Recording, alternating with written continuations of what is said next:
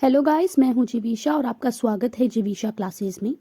आपको जैसे पता ही है, हमने इंग्लिश लिटरेचर के जो इंडियन थिंकर्स हैं उनकी सीरीज़ स्टार्ट की हुई है।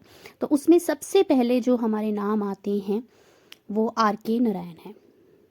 तो इस वीडियो में हम आर के नारायण जी के सबसे इम्पॉर्टेंट बुक्स जो हैं कौन सी हैं, उनको कौन कौन से अवार्ड्स मिले हैं, उनका लाइफ, उनका बर्थ, एजुकेशन, उन सब के बारे में जानने की कोशिश करेंगे और देखेंगे कि कहाँ से इम्पॉर्टेंट क्वेश्चंस जो है वो आने के चांसेस हो सकते हैं।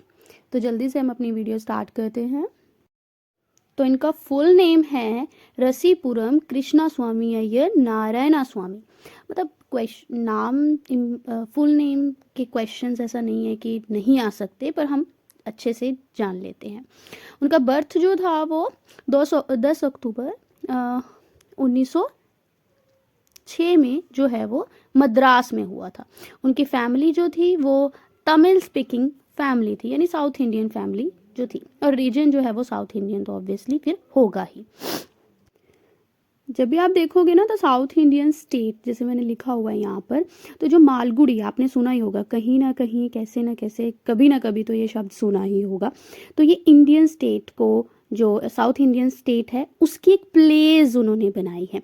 और ये है कि मालगुड़ी जो प्लेस है वो इमेजिनरी प्लेस है। बहुत सारे क्वेश्चंस यहीं से भी बन जाते हैं क्योंकि डायरेक्ट ही क्वेश्चंस है यहाँ से, ठीक है, कि मालगुड़ी जो है वो एक रियल प्लेस है, इमेजिनरी है, तो इस तरीके से।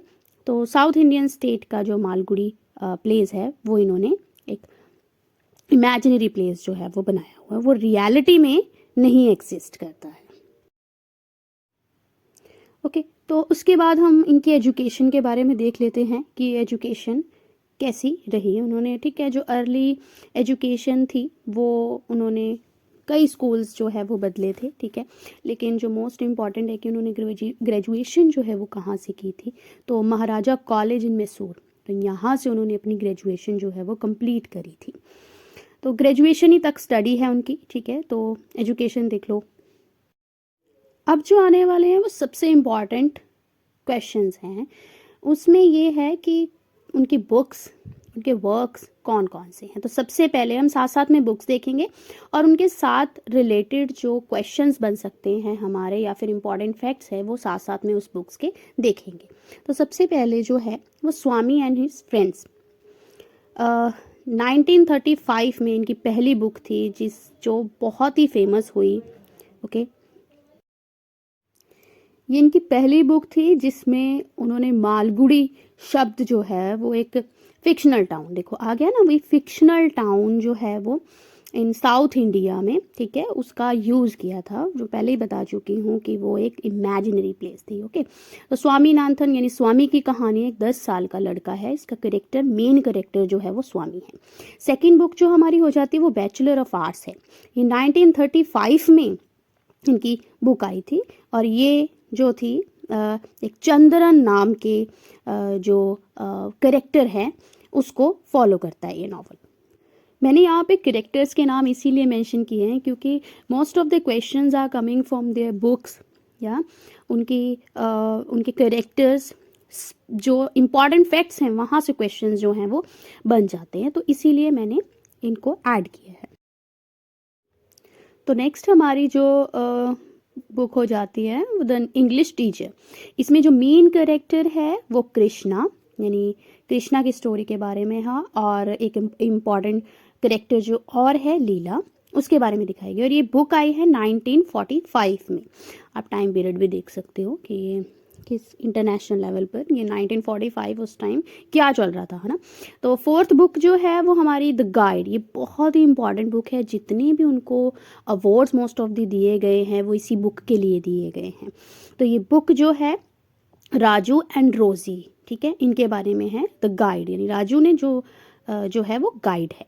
ओके, इस बुक पर एक फिल्म भी जो है वो बन चुकी है, वो आपने मुझे कमेंट सेक्शन में बताना है कि कौन सी फिल्म जो है वो बन चुकी है इस बुक पर। ओके, तो जिसमें मैं, और इस मूवी में the most charming actor Dev Anand ने रोल प्ले किया है, तो आपने मुझे बताना है। ये बुक इनकी सबसे इम्पॉर्टेंट बुक बैठ जाती है, क्योंकि इस बुक के लिए उनको कई सारे अवार्ड्स दिए गए हैं, चाहे साहित्य अवार्ड्स हो या बुकर प्राइज़ हो, ठीक है, वो नॉमिनेशन था। ठीक है, तो याद रखना है द गाइड 1958 में, और इसमें कैरेक्टर्स जो हैं कौन कौन से हैं, वो राजू एंड रोजी। नेक्स्ट हमारी बुक बैठ जाती है वेटिंग फॉर द महात्मा, 1955 में आई हुई बुक है ये।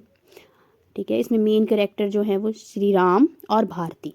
इसमें साथ साथ लव स्टोरी के साथ साथ जो दिखाया गया है वो इंडियन नेशनल मूवमेंट जो है उसकी झलकें, यानी कि महात्मा गांधी। तो ऑब्वियसली आपको ये समझना चाहिए कि इंडियन इंडिपेंडेंस मूवमेंट जो है उसके बारे में भी बात की गई है। तो नेक्स्ट बुक है उनकी फाइनेंशियल एक्सपर्ट। इसमें जो कैरेक्टर मेन है वो मार गया जो भी है, 1952 में ये बुक आई हुई है। उसके बाद हमारी बुक आ जाती है the man eater of Malgudi, 1961। इसमें जो मेन कैरेक्टर है वो नटराज। ठीक है, तो आप इन बुक्स के नोट्स भी बना सकते हैं, क्योंकि सीक्वेंस में लिखी हुई हैं। ठीक है, कि पहले स्वामी एंड फ्रेंड्स, उसके बाद नेक्स्ट मतलब आप ऐसे इस तरीके से बुक्स को जो है वो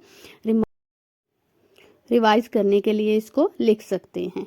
ओके, अब हम इम्पॉर्टेंट जो इनको अवार्ड्स दिए गए हैं उनके बारे में देखेंगे कि कौन कौन से अवार्ड्स इन्हें किन किन चीज़ों के लिए जो है वो मिले हैं। ऑब्वियसली उनकी राइटिंग्स के लिए मिले होंगे, लेकिन कौन सी राइटिंग्स के लिए मिले हैं, ठीक है, ये जानना ज़रूरी है।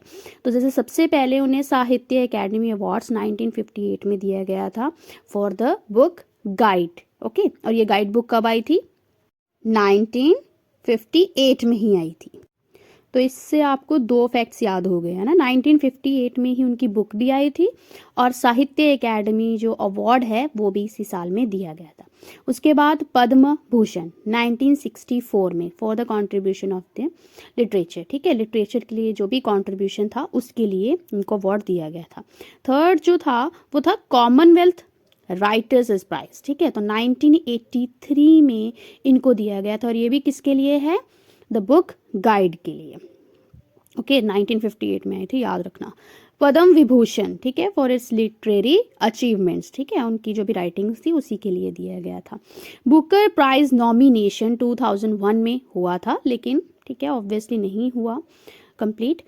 तो 9 ये भी किसके लिए था, द गाइड बुक के लिए। ठीक है, ओके, बुकर प्राइज नॉमिनेशन 2001। ठीक है, हमारे लिए इंपॉर्टेंट हो जाते हैं वो साहित्य अकेडमी अवार्ड जो है, पद्म भूषण और कॉमनवेल्थ राइटर्स और पद्म विभूषण। ठीक है, तो ये इनके सीक्वेंस देख सकते हो आप, साथ साथ में इनका ईयर देख लीजिए और किस चीज़ के लिए इन्हें दिया गया था अवार्ड ये देख लीजिए। ओके, ये इंपॉर्टेंट बैठ जा रहा है हमारे लिए। अब हम उनकी सारी राइटिंग्स जो है वो क्रोनोलॉजिकली देख लेते हैं कि कैसी हैं। ठीक है, Swami and friends in 1935, the bachelor of arts 1937, the dark room 38, mister Sampath 1949, the English teacher 1945, Malgudi days जो शॉर्ट स्टोरीज हैं उनकी, ठीक है, उसका कलेक्शन 1943, द फाइनेंशियल एक्सपर्ट्स 1952। इसकी आप जैसे ट्रिक भी बना सकते हैं, जैसे कि स्वामी और उसके फ्रेंड्स जो थे वो बैचलर्स और ऑफ आर्ट्स करने गए, ठीक है, डार्क रूम में। ठीक है, मालगुड़ी डेज आपको ऐसे याद करना पड़ेगा। ठीक है, वहाँ पर उनके इंग्लिश टीचर थे जिनका नाम जो क्या था, संपत था। ठीक है, वो इंग्लिश टीचर के साथ साथ फाइनेंशियल एक्सपर्ट भी थे। तो इस तरीके से आप स्टोरी टाइप बना के कर लोगे तो होने के मतलब क्रोनोलॉजी जो है वो आसान हो जाती है याद करनी। ठीक है,